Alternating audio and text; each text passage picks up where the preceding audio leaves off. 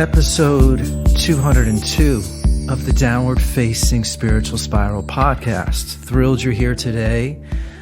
I'm Eddie Cohn, host, creator of the show, and I'm thrilled to welcome singer-songwriter, entrepreneur, coach, Gilli Moon to the show. I think it's a fantastic conversation this week. And something that I've been thinking a lot about, obviously, for a long time, and I want to ask you a question today. Do you think we value artists too much? Or do we not value them enough? It's interesting the way we culturally lionize actors and actresses and musicians, and I understand it. I idolize Eddie Vedder and Bono and U2. I mean, they've been huge heroes of mine. But then I also find it interesting that we as a culture, I feel like, want art for free. We have a hard time paying for art. We pick and choose what we think, individually, we think we're willing to pay for. You know, what are we willing to pay for? Or do we just expect art to be free? I guess after speaking to Gilli, also, it's probably been a centuries-long conversation that we all have with ourselves. And I do think social media has really created a world where the artists now are left doing their own marketing and PR. And then you have streaming services with these monthly fees where I think people collectively almost like this idea of a gargantuan amount of content. Like for $12, $13, $14, you can get millions of hours of shows on Netflix. But how much of it is actually any good? $10 a month, you can get millions of songs from Spotify. Does it matter that Spotify compresses the music so it doesn't sound as good as a CD?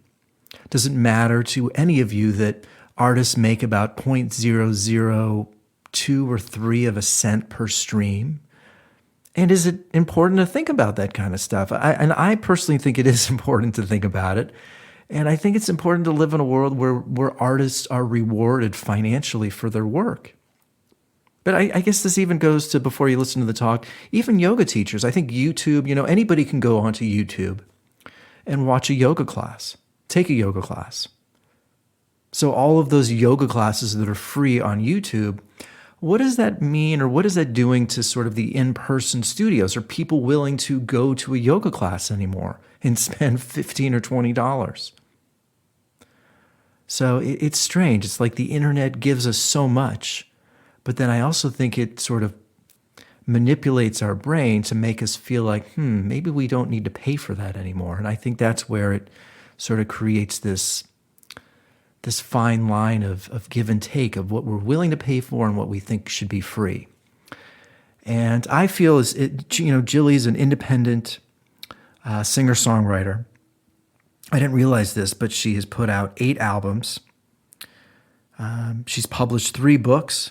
She's built the world's largest nonprofit social media platform for over 50,000 songwriters. She's originally from Australia. But she's been in Hollywood, California now for, I think, at least 20 years. She's a producer, also a motivational speaker. And she put out a record, a 2-volume set, 2 CDs, about a year ago, called The Beautiful Mess. And I'll be playing a few songs throughout the podcast from those records. And you can find Gilli on Instagram at Gilli Moon. The website's gillimoon.com.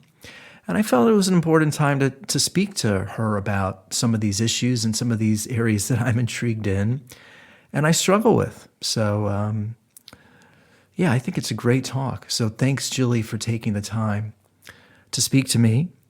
You know where to find me, at Eddie Cohn or the Spiritual Spiral podcast on Instagram. Website is iameddiecohn.com. Please also, after listening to the show, if you enjoy it, share it with your friends. Head over to iTunes and write a review. That is incredibly helpful. I have a new book coming out in a few months. If you're interested in getting an advanced copy, message me on Instagram and I'll give you the details. But that is it. Really thrilled that you take the time to listen to the show. I know there's about 99 million podcasts in the world, so I appreciate it that you take the time to listen to this one. Gilli, again, thanks for taking the time, and thanks to you for listening, supporting, and being a part of the Downward Facing Spiritual Spiral podcast.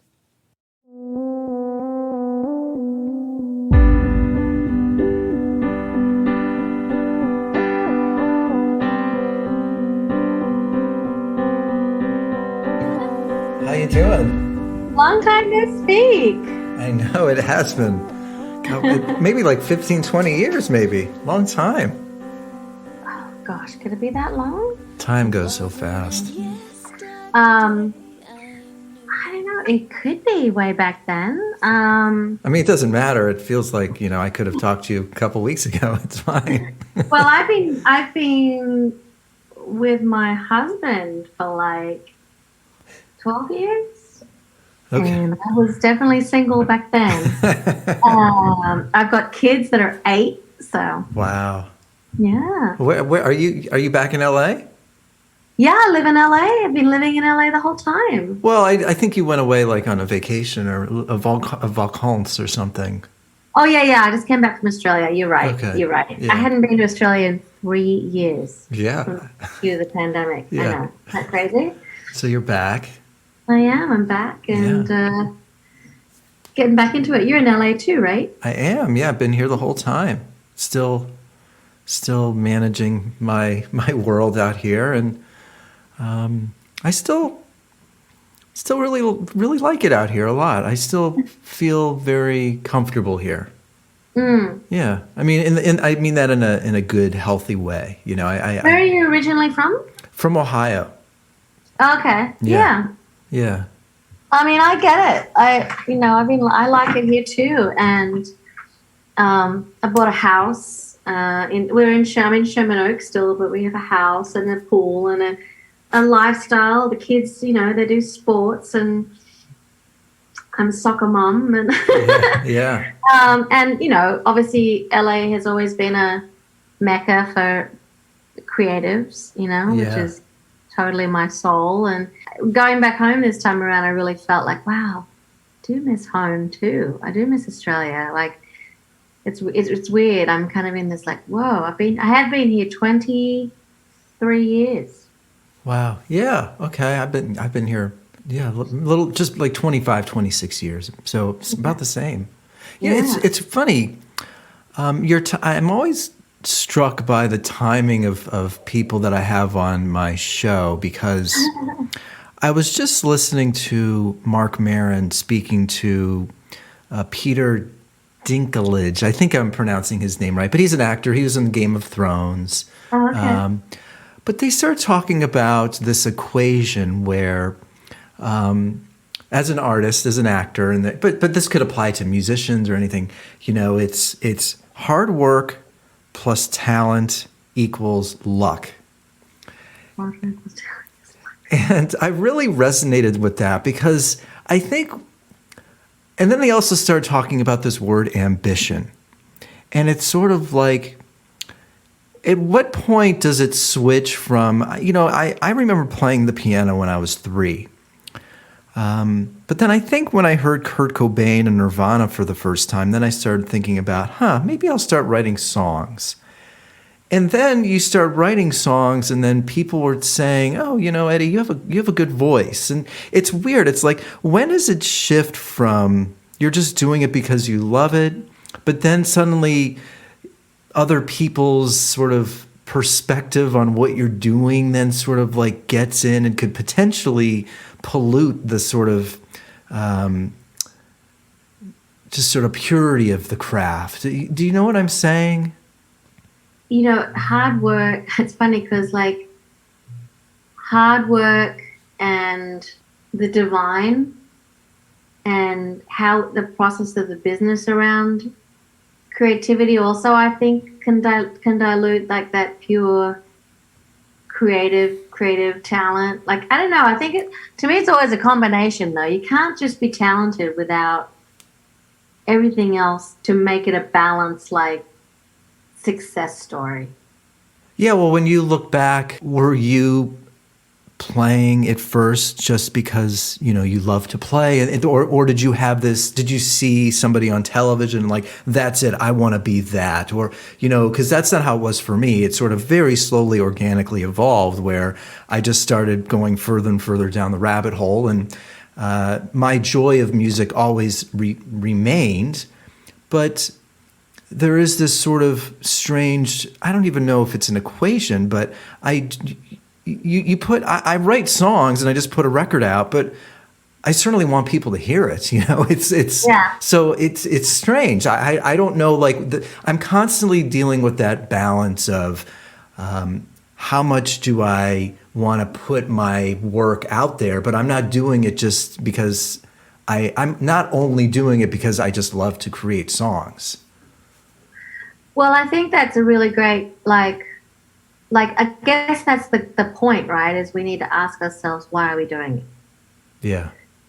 For me, I've always been creative. I was that girl who was always singing and dancing and acting and pulling the team together, for the neighbors together to put on a show. And I've been playing piano since I was really young and 4, and I've always been that. So it hasn't been about me wanting to be in the music business or anything. Right. It was always me just being creative, right? And my parents nurturing that, right? And going, oh, Gilli wants to do that.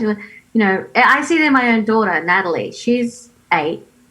And apart from the fact that she's a real great gymnast, she's there in front of the mirror singing along to the Disney songs, and she's dancing, and that's just who she is. My son Jackson is not that. He's a sporty dude who wants to play basketball all day long and soccer and baseball. So innately we have this innate desire of who we want to be, right? Yeah. But at some point I think we have to ask ourselves, why are we doing it? Because we can either be, because we all have to grow up as a grown-up and make sure we're not living in our parents' basement forever. We do be responsible for our lives.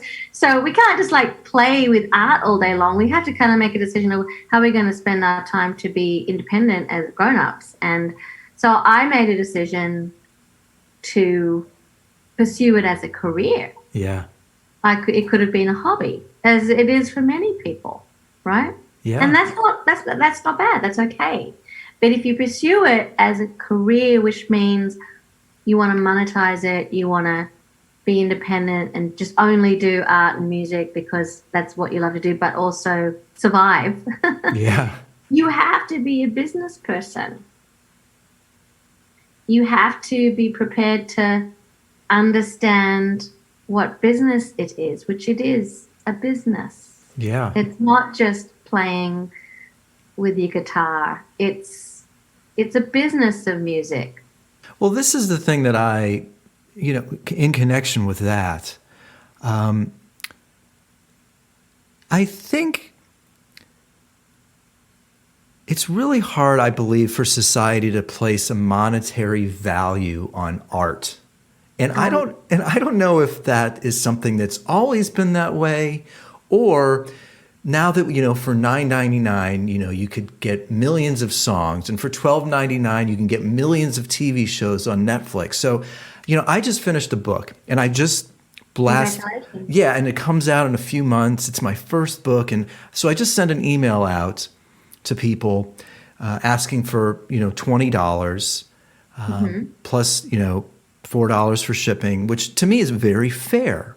But then now, a couple people be like, well, what's it going to be on Amazon? Or, Amazon's going to charge maybe $11 or $12, and they're only going to get and so if I sell a book through Amazon, I'm only going to get $2 or $3. Whereas if I sell it myself, I'm going to get a much bigger percentage. And so, do people even care about that? Or, do people even think about, the value of art anymore, and how that, and I believe that's something that is important for people to think about. And I can't force people to think about art a particular way, but I do think there's sort of been this evaporation of how we value art. And I don't know where it began.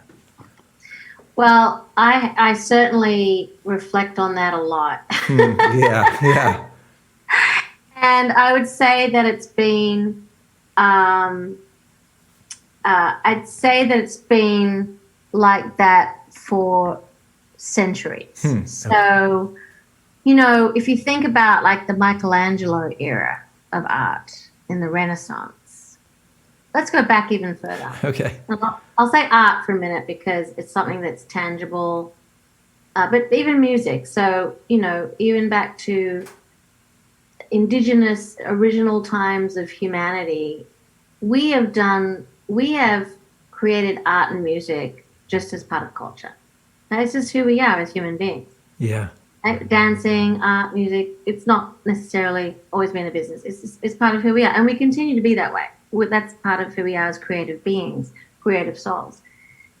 But if you think like the Renaissance, like there were patrons of the arts who would pay for it.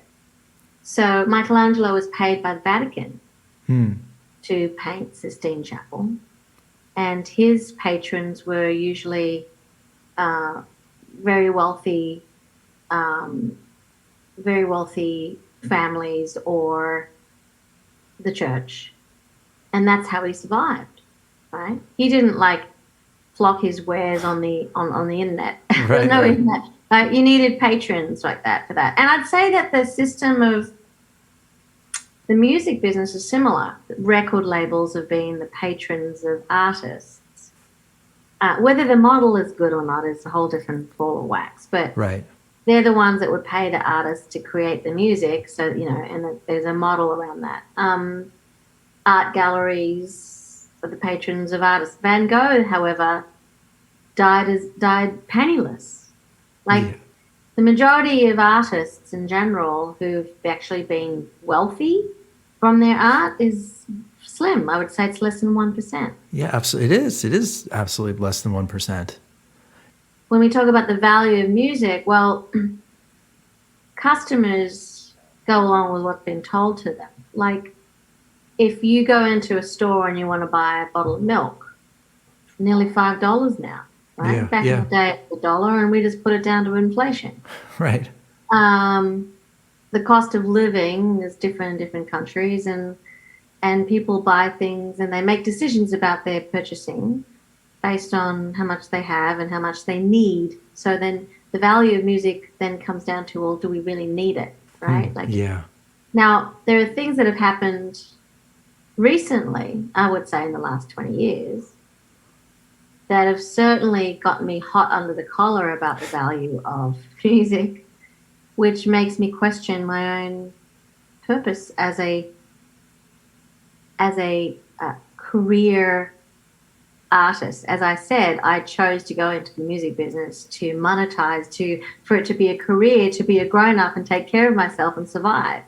And so when I feel like it's not valued, what I do, and I have to justify and almost beg customers to realize the value of my music, I almost have to question, well, why am I doing it? Am I doing it for them? Or should I just keep doing it because I love it? Which my dad would always say to me, just do it because you love it, Gilli. Don't, you know. And I'm like, no, I think I can survive off it. Yeah.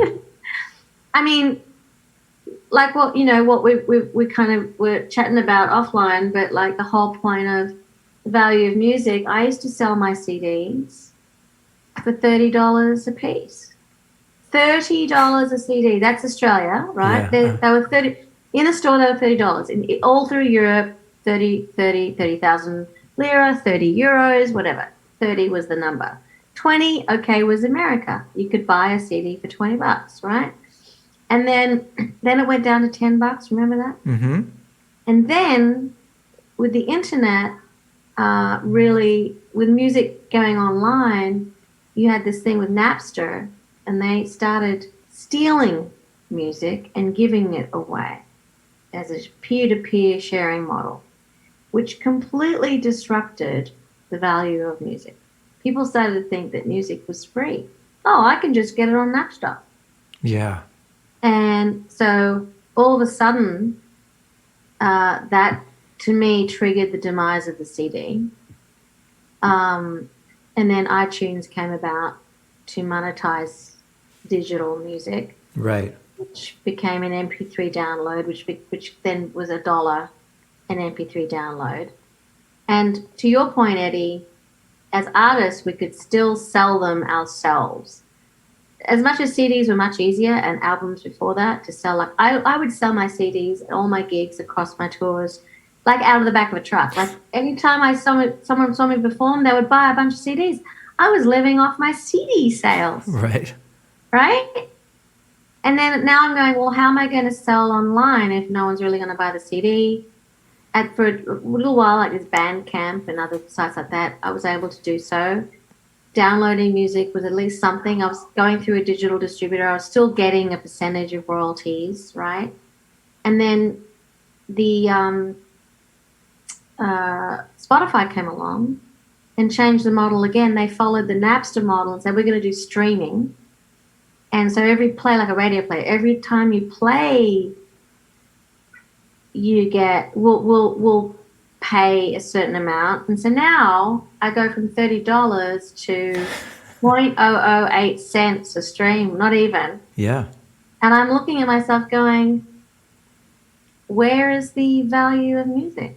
And of course, these patrons of ours that have now changed, a wolf in sheep's clothing, used to be back in the Renaissance, these lords and church, then it was record labels, and now it's the streaming services are taking the lion's share. Yeah.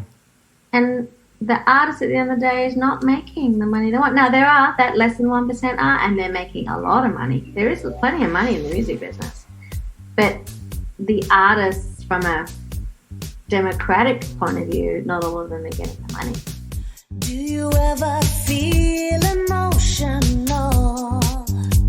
Like a stormy day? Do you wanna fly into the night? Fly away. Can you feel it? And, when you see like GarageBand and Logic and the iPad and the laptop, like it is easy now to be able to, quote unquote, easy to, like so many people can record a record and so many people can do it at home. And so in that regard, it's truly revolutionary and wonderful. Technology is actually also the silver lining is technology, and the digital age has allowed artists to be very self-empowered. Yes. Don't have to wait for a big studio to record that. They don't need the record company to go do whatever they want. I've made also a career of not being signed to a label, where I can just run my own label, run my own studio, do my own thing. Totally right. Even to the point where I'm in charge of my music monetization, right, to a certain degree. So it's been great for that. We can make an album now for way less money than how much it cost in the past. Yeah, and so in that way it should be celebrated, but then it's weird. Like, I feel like if anybody can do it, and there's nobody out there that's sort of a tastemaker or... Yeah, look, there's still DJs, of course, but I think there was something about like the label where it sort of showed these are people that are worth paying attention to, or like it's like this strange kingdom to want to be a part of. I'm not even sure what I'm trying to articulate. It just feels like the system is so broken, but it's not just the record, quote unquote, industry. It does feel like people's understanding of craft. Like here's a point. Because the information is moving so fast, and because people can't sit through a record anymore, like 9 songs, people are just like putting out singles because people's attention spans are so fucked up. I think there's this strange combination of like, a lot of people can make music, but does anybody, like, what does it take to get people to pay? And what does it take to get people to even care? What does it take to get people to sit still for like a half an hour to listen to a record? I really think... And you have kids now, and I know one of them is an artist, but I can't even navigate this? Like, what's the point of creating in a world where it feels like, does anybody even care? You know? I mean, it's a good, yeah. I mean, it's a great rhetorical question of why am I doing this? Why do I bother, right? Yeah. And I've asked myself that question more recently, more of late, because I have to now really kind of think about how I manage my time. Yeah. Right. And like, is it worth it? And that's also because I've gotten older, and when I was 24, I was happy to get in a van and go across the country just to play. I didn't care how many people were in the audience. I could have some clubs and bars and cafes had 5 people, and other times I did a festival of 500 or 1,000, right? And each time I would just deliver my best. Like I would just constantly do it for the sake of performance and creating. But you're right. There is this, it's a sea of music out there. How do we discern what to listen to, what's important? It's almost like there's just like too much, and therefore does anyone really care about Gilli or Eddie? Like what, who cares? Like, and so I guess it does go back to, well, one, we still need curators. Like I still think it's important, like, a radio show will have a curator that decides what songs are getting played. Right. Or Spotify, we have playlists. Or record companies still, a part of that. And when there's no filter, it must be very hard for people to make decisions, because people can't really make decisions. Like we still watch television in a way where people are being told what to watch. Even in like video streaming platforms, the content is still created. It's not like any customer can decide whatever they want to watch, except in YouTube or I was going to say the app TikTok. Right. Self user created content, and but it's just so much to watch. Like, why would I even care? And that means to me that I have to go back to the center and go, why am I doing it? Why am I doing my music? And it's not just to hope that every other human being on the planet will love my music. Honestly, when I really think about it, I do my music for me, and that's all I can really do. Well, and I think that's my point, that I'm trying to remind myself, because I think TikTok and Instagram do have this way of polluting the innocence and joy of just creation. And it's like I had so much joy. It was so therapeutic to be stuck at home. And this is early 2020. I'm not working. I lost my job, and I'm like, okay, I'm making a little money from unemployment. I was clearly inspired by the bizarre look of the world. I mean, you had like the fires going on in California. You have the protests, which literally turned to riots about a half a mile from where I live. At that point, we didn't know if we were all like literally going to be dying, if 5-10% of our society was just going to be gone. So I made this record, and it was clearly about what was going on, but it was truly therapy. And it was just, I was tapped into some higher power. I can't explain it, because the last record I made, when I was done, I said to myself, I don't know when I'm going to do this again. And then that happened. So, but then when you're done, it's like, I've got a PR company, and everywhere I go, whether it's YouTube or Instagram, there's that like number of how many views, how many likes. And I really think that number is like flashing in front of my fucking face. like I think 20,000 is better than 10,000, is better than 5,000. And I do think it's sort of warped that innocence and that joy, because then it's all about numbers, and we're just sort of like wired to think more is better. And it's really, I have to, take a step back, because I have to remind myself, no, that can't matter. The therapy matters. The joy matters. It's a struggle though. It is a struggle, isn't it? It's like a dichotomy of ourselves. Is like, again, it keeps going back to why am I doing this? And you're right. Like when I remember distinctly in like 2010 or something, I put out this Extraordinary Life, and then my next album, The Stillness, and I was like, I was in this mode of, and I'd had 10 amazing years of touring and self-made success with my own record label, Warrior Gold Music, which means I was living off my music, right? I was living off my music, touring, selling merch, selling CDs, getting great gigs, but I was also getting like in the spotlight, so a lot of press, awesome. I was building fans. I was like one of the first to be on Facebook when they came in 2005 to build community and fans, and cool. But I remember it distinctly at the time where I had to make a decision. Do I want to be signed to a record label? And I remember speaking to a label at the time, and we were kind of going back and forth. And, you know, I had this enormous catalog of what I thought was amazing music, amazingly produced music. Like, you know, like I'm talented. Like I love my stuff. And I remember them saying to me, yeah, but what are your social numbers? Yeah. And I was like, my talent is reduced to how many fans I have. Yeah.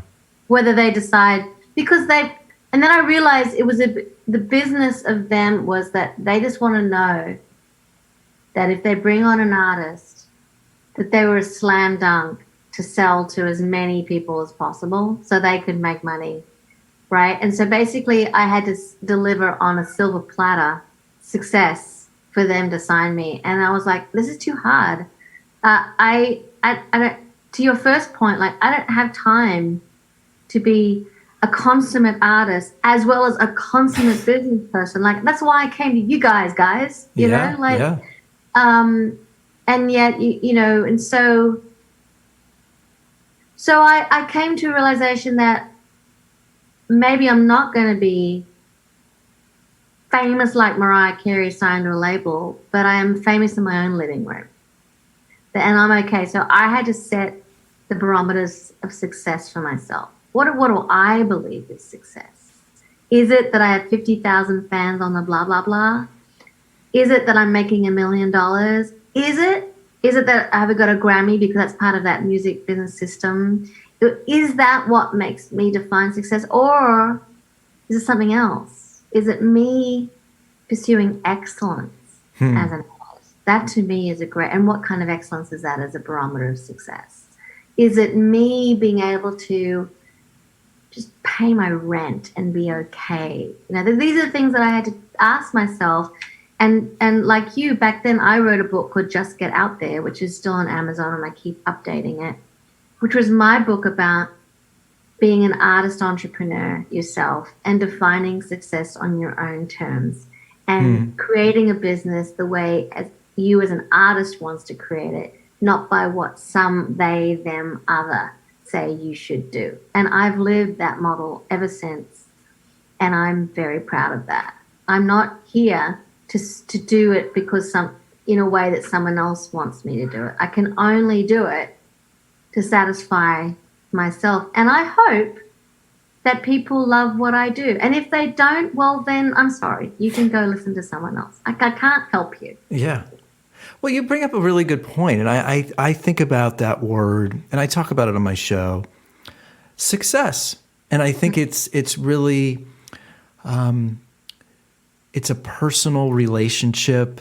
I think we all have sort of our own example of what it is in our heads, and we have to figure that out because it's true. If you, it's weird. I remember getting like 25,000 views on a video of mine like a year ago, and it was the most views I've ever gotten on a video. But then, you know, if you turn on YouTube or something, you'll see Lady Gaga has like 25 million views. So but she has a huge machine behind her. She has hundreds and hundreds of people working for her. I guess though my point though is that I think it takes a lot of confidence, and it's strange. Like artists feel like we're sensitive. And I do think this world that we live in, you have to get by. like psychologically, you have to like put up a wall. I feel, at least I feel like I do. I need to almost like retrain my body and my mind to not feel and not care. And it's almost like social media and the world we live in is, it almost feels like it's creating more robots in this strange way. Like you can't feel, you can't, your feelings can't be hurt, or you can't worry about like that and this. And it's like, but we as human beings instinctively feel, we get angry, we get our feelings hurt, we get insecure, we get jealous. Like these are all like, but then, the world of tech and algorithms and social media be like, don't feel, don't think, just make, just go. It's like, I feel like the world wants people to spend time on television all day and stare at their phones all day. And it's like, no, I don't like the way I feel when I'm in that world of like social media and tech, and it's unhealthy for me. I think that it takes a certain person. Not every artist is like, some artists like live and breathe all of that, and then other artists don't, and either way is good. I think one of the things that you brought up is not taking things personally. I think you said something about when you see Gaga getting something and you're getting something, and you kind of do have to have a thick skin. Yeah. And it is hard because we are sensitive beings. Creative people are very sensitive.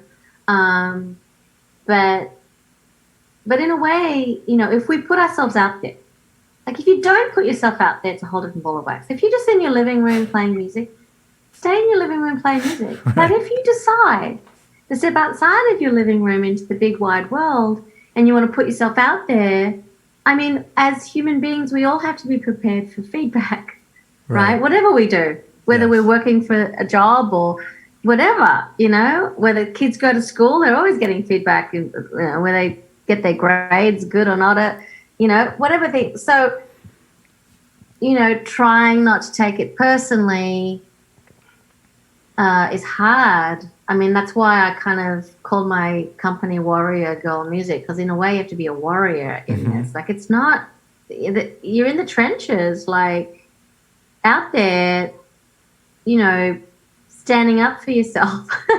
Yeah. But again, it goes back to the definition of success. Like, if 25,000, which is great, by the way, views feel successful to you, then God damn it is successful. Yeah. That's a fantastic accomplishment. Right? Just because someone else who has millions of dollars and a mighty machine all doing it for her gets more should not take away your talent of you getting 25,000 views. You have 25,000 people that watched your amazing work. Yeah. And that's the hard part. As to, should we all be savvy in technology and social? No, but we either choose to do it ourselves or we choose to pay for someone who is really good at what they do to do that, whether we have to pay them or someone else pays them. And that's how the world works. It's a marketplace. Everyone has got a talent in something. Like, some of us as musicians are good at teaching and running a PR agency. I coach other artists as well. Like, I love that too, but I'm a musician and an artist at heart. We all find ways to provide service. It's just finding that balance.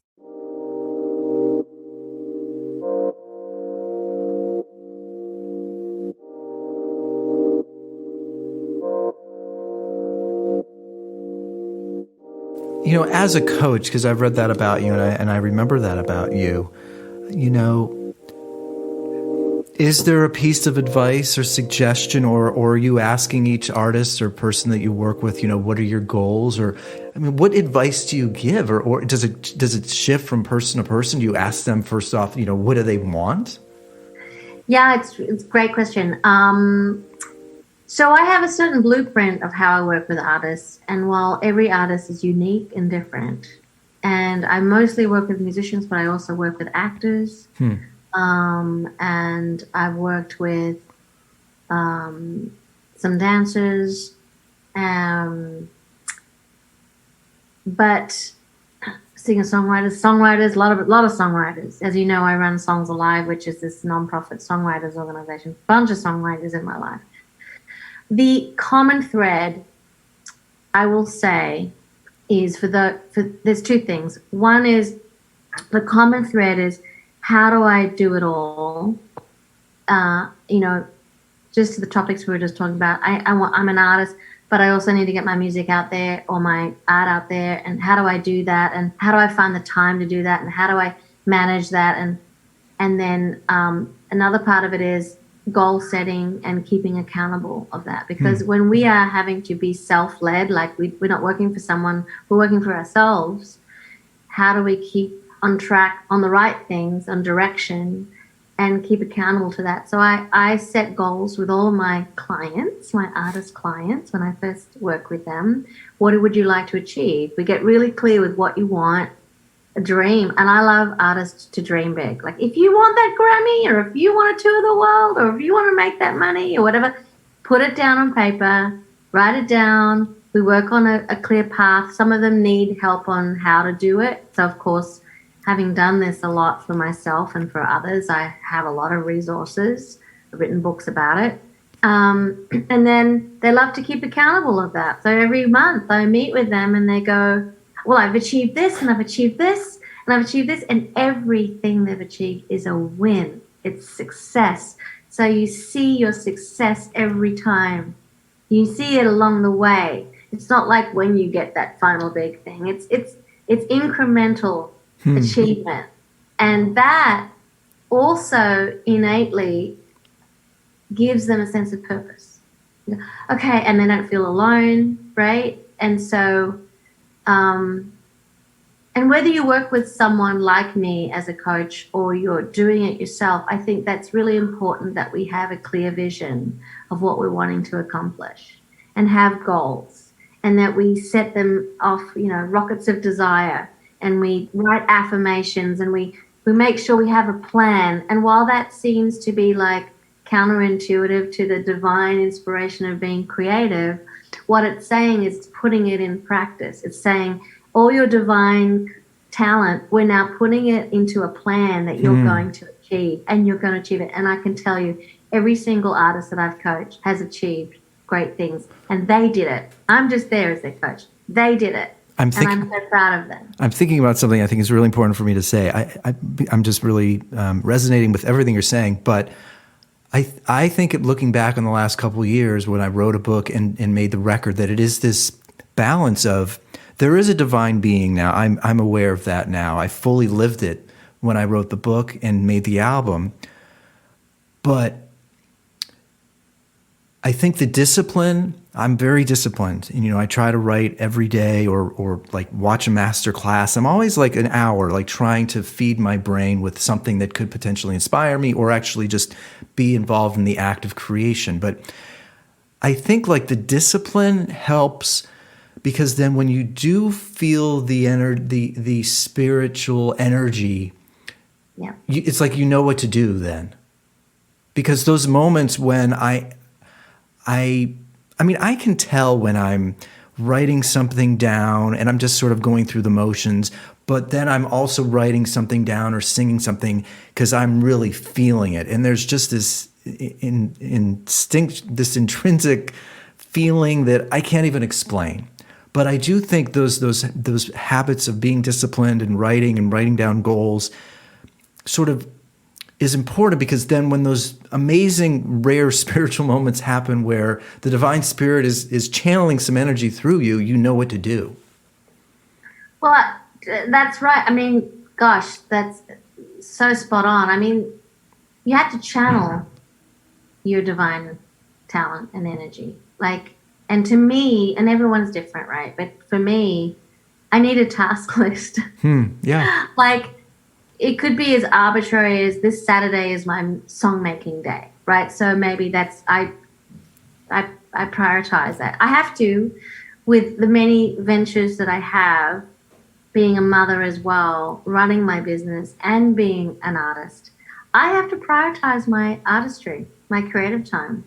And it's a fight.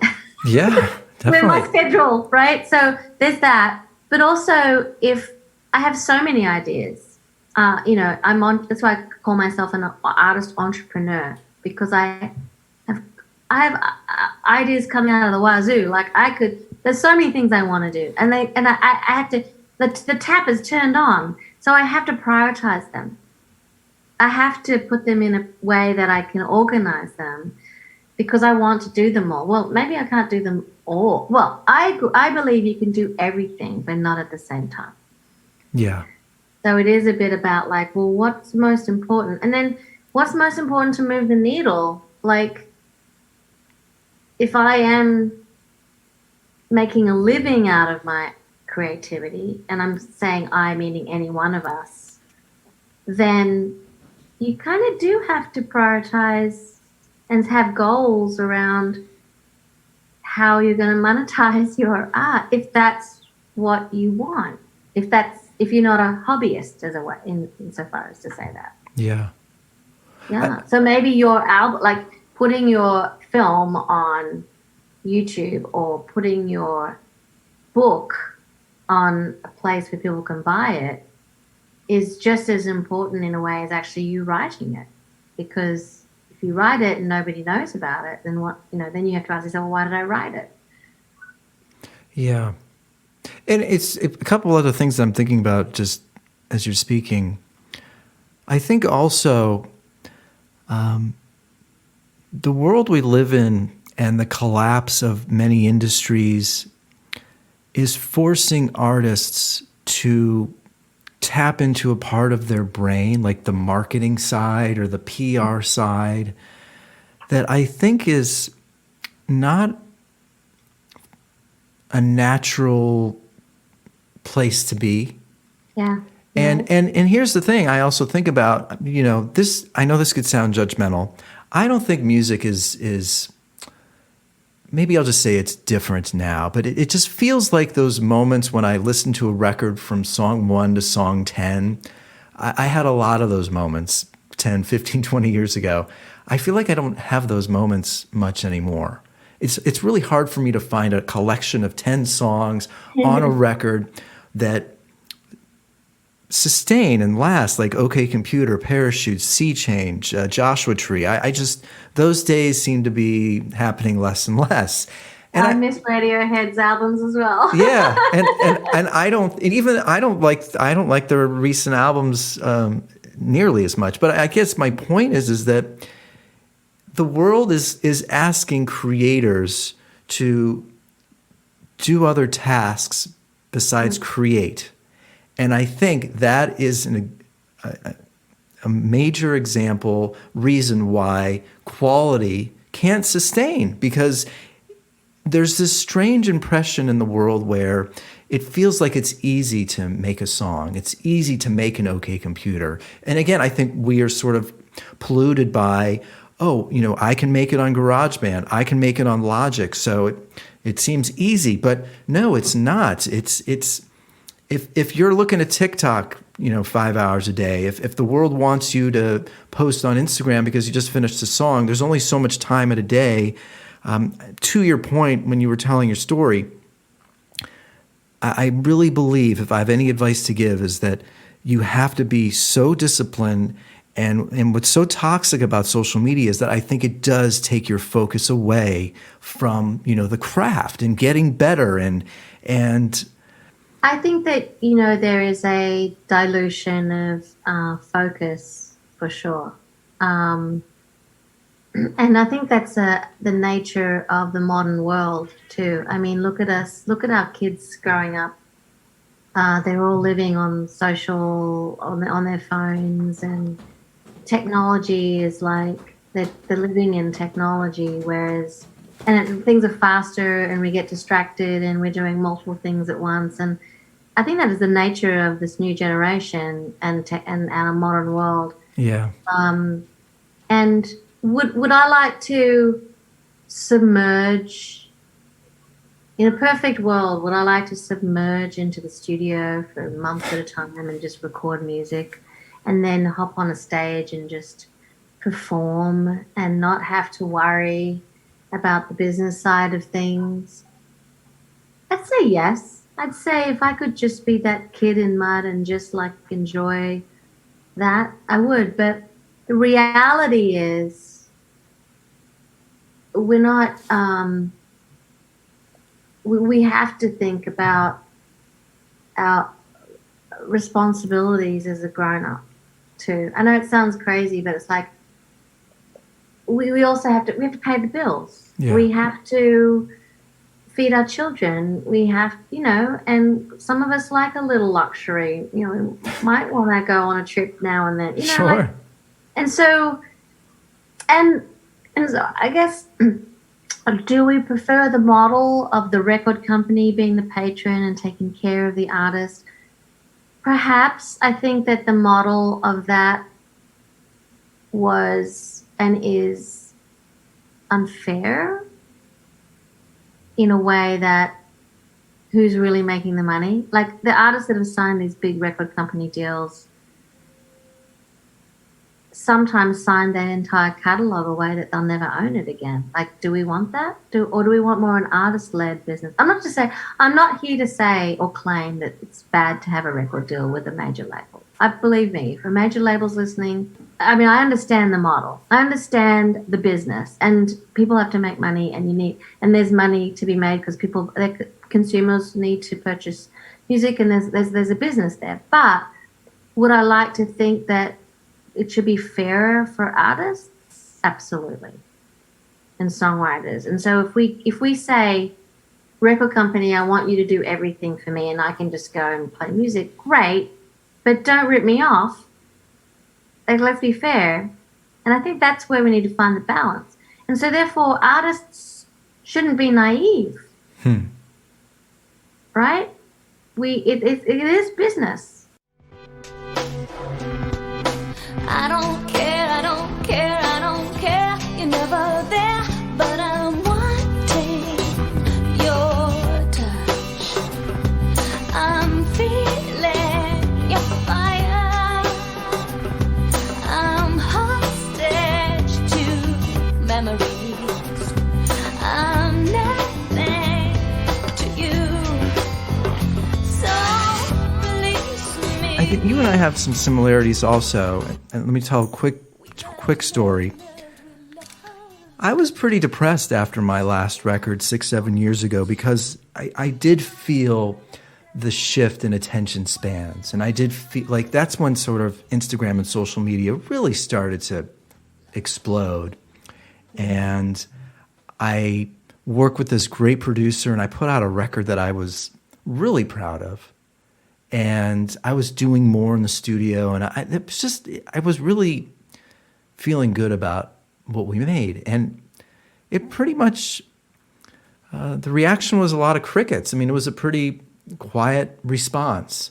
And, I posted and sent out emails in that whole world. And we did some shows in LA, but generally, I felt like, what's the point? I felt really sad about creating in a world where it felt like I had to take off my clothes or do something really strange and bizarre that wasn't me to sort of get any sort of response. And as I'm getting older, it just felt like, gosh, what's the point? But then it's strange. I then got asked to curate music at a restaurant, like within about a month of that record. So I started curating music at restaurants, and then I started DJing at clubs in LA, and I was making more money DJing in LA than I ever had doing gigs in Los Angeles. And then I started teaching yoga, and then I started writing a book. And I guess I think I almost put too much reliance on music. Like it almost felt like, I feel like somebody told me a long time ago, it's like music or bust, or like only do music, or I don't even know what the analogy was. But then I started to feel like maybe I'm putting too much pressure on myself, or there's other ways to express myself, via a book, podcast, teaching yoga. DJing was amazing. I like to be in bed by like 11 o'clock, but this was forcing me to be out till 2 a.m. But I was like in control of the energy in the room, and it was this incredible give and take symbiotic relationship, because I love music and I had to find music that was the right vibe, and it was very spontaneous. And Yeah. and so I guess it feels like you also, I don't know, did you have an awareness about like you're only a musician or you should do other things? Because it feels like you also sort of, Oh, I can see we are exactly the same. I lived and breathed my music. Now, am I talented in other things? Sure. And I used to pay, do temp jobs and this jobs here and there just to, get by. But it wasn't my passion. Like music, singer songwriter, having a band, touring, performing live on stage. And I did musicals as a kid, but and I could act too. But this is what I threw myself in. Eddie, I came to LA in '96 and I moved here at the end of '97 with 2 suitcases from Australia saying, I'm coming all the way from my homeland and that's all I'm going to do. Right. So that's how passionate and how much I threw myself into, realizing that I came into a time where you had to kind of showcase your stuff on the Sunset Strip to get a record deal, and then only a few people got the record deal, and you had to get a record deal to get ahead. And so I was right. I love the fact that the internet came, even Napster itself, even though it shook us all up. It helped me create a career. The internet, technology was my friend. I didn't have to go the major label route. I could just do it myself, and I had an amazing career at that. And I would say the same thing, and I know we're talking about LA, but I think this is inherent in any big city. Like there was a turn where, apart from the digital music changing our revenue streams, also people really stopped going to the clubs like they used to. Like I was getting less and less people coming out to a show. And of course, I mean, undoubtedly in the last 3 years, it's been completely, the pandemic has really changed our whole thing, right? Sure. So very difficult. And so you question you question it. You go, well, why am I doing it? I just put out an album last year called Beautiful Mess. It took me 10 years to put together, even though I'd had singles and I'd done a few things in between and small projects, but called it Beautiful Mess because it really was, it's my soul searching album. It's a double album. And I did it for no one. I did it for me. I finally said, I'm not going to go off and just go make this my capstone project and hustle again. The music business has changed. I decided I just need to do it because it needs to be done. But inside and my husband Jeff and I have had these conversations, like I question, like, how long am I going to do this for? Like, this is my number one passion. And sometimes, as I think listeners might feel, like, you wonder, like, does anyone care? So why am I doing it, right? And then you have to keep, and then the next day I wake up going, because it has to be done, because I'm an artist, because I'm talented, because it just feels good. I can't do it because of some society reasons anymore. Yeah. But it feels like also you, because I saw you start a podcast years ago and you're coaching and it feels like I think it's healthy to not just rely on one outlet to express Absolutely. You should I've always coached that. It's important to diversify your talents just to survive. Yeah.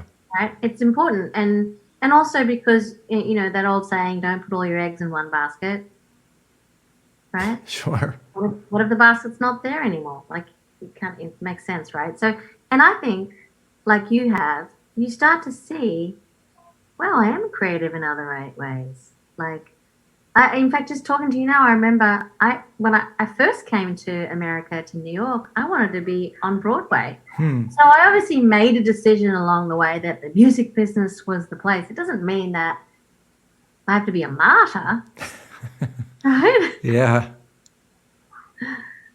Yeah. Well, before I let you go, I was just thinking, when you told the story about you were doing gigs in LA and noticed just that, less and less people were showing up to shows. And I felt the same thing, but I remember listening to a podcast. I think it was Cory Booker I was listening to. He's a politician, I think based in New Jersey. And he was saying, Netflix's biggest challenge or their biggest hurdle is sleep. They don't want people to go to sleep because they want people to just keep watching Netflix 24 hours a day.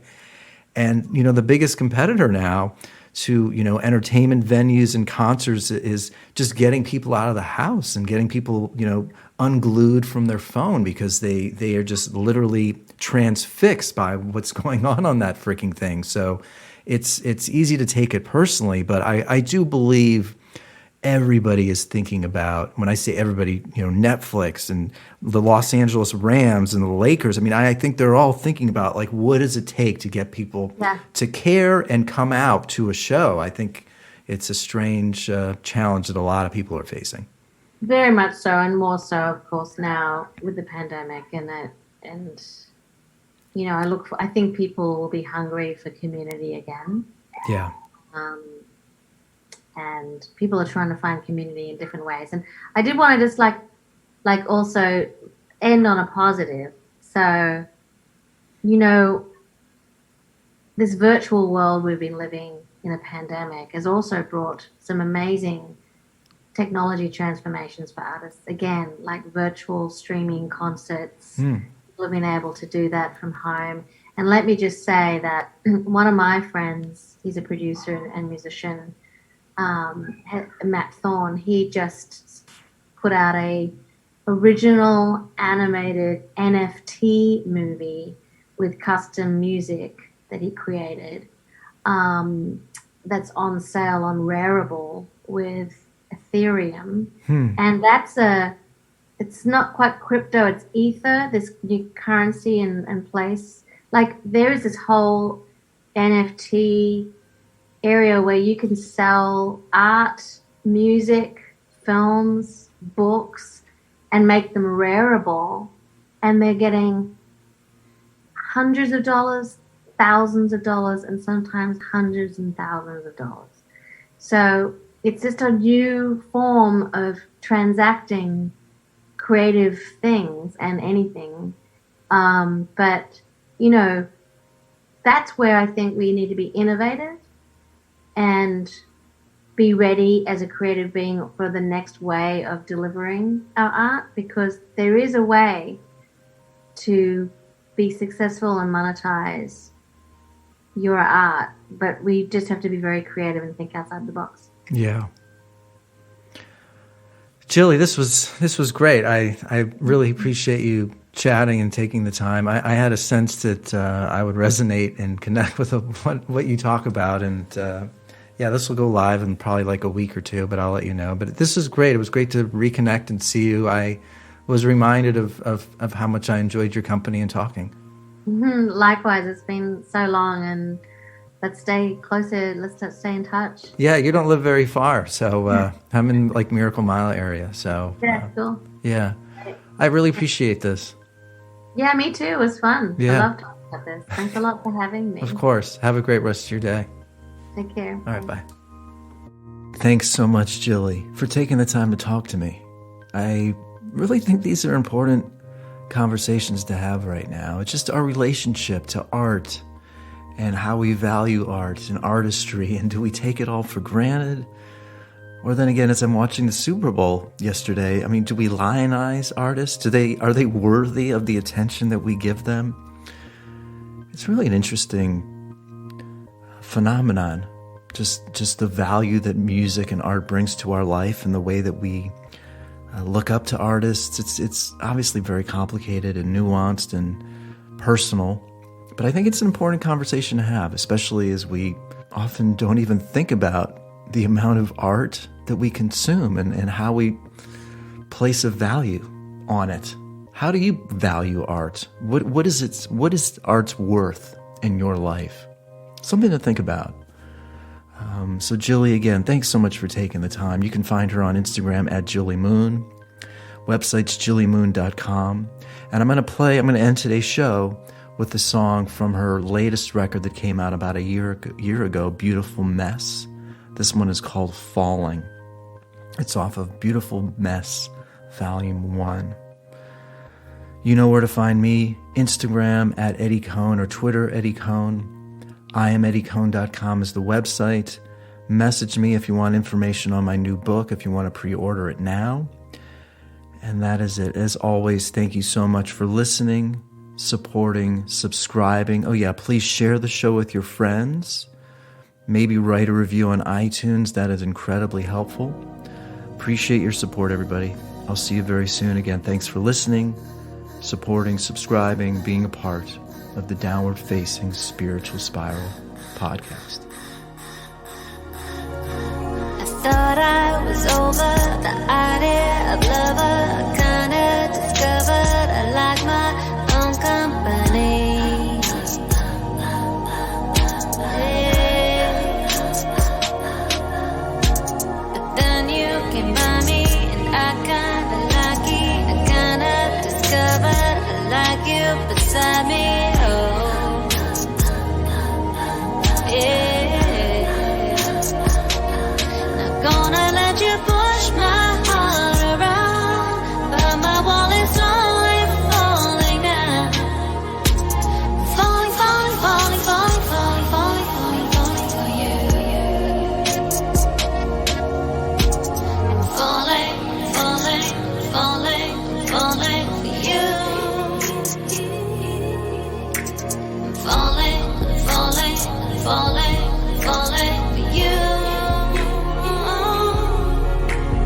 Now that I'm falling, I don't want to hurt it. I just want to talk and loving, loving, loving, loving, loving, loving, loving. 'Cause you and me are getting treated tonight. You and I are still all night. You see, I'm falling, falling, falling, falling, falling, falling, falling, falling for you. Oh. Falling, falling, falling, falling for you. Falling, falling, falling, falling for you.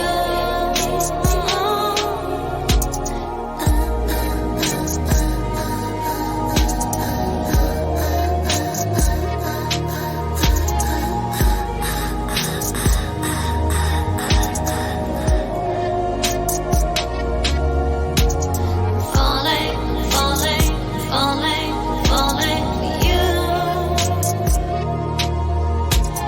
Falling, falling, falling, falling for you.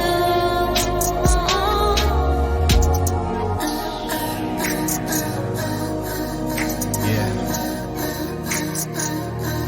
Girl.